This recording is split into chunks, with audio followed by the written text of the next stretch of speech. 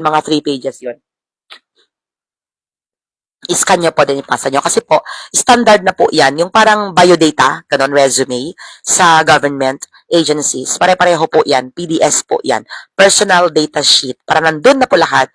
And of course, let us be truthful to the things that we write, to the details, personal information, work experience, attachments of our personal data sheet.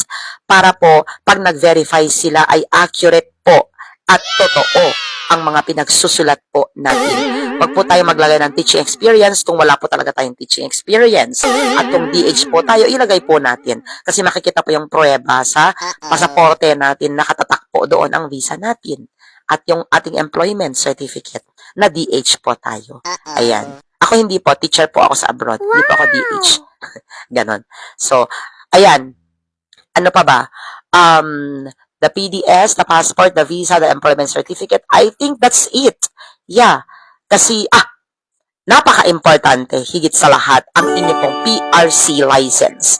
Ang inyong PRC license na nung ako ay nag-abroad, noong way back 2000 something, hindi ko na po ni-renew ang aking, yun pa pala isang frequently asked question. So, number 6 na po na question. Ang tanong po dyan, paano po kung license ka nga ng PRC, pero as a teacher, pero LPT ka, yun nga lang, hindi mo na siya ni-renew kasi hindi mo naman siya magagamit sa abroad. Yes, ginawa ko po yan. So, pag alis ko po ng way back 2000 something, nag-Dubai na ako. Then, ba't ako magre-renew? Eh, hindi naman ako hinahanapan ng lisensya doon. Pero pag alis ko doon, kasi meron doon yung KHDA, Knowledge and Human Development Authority. Ay, memorize ko pa.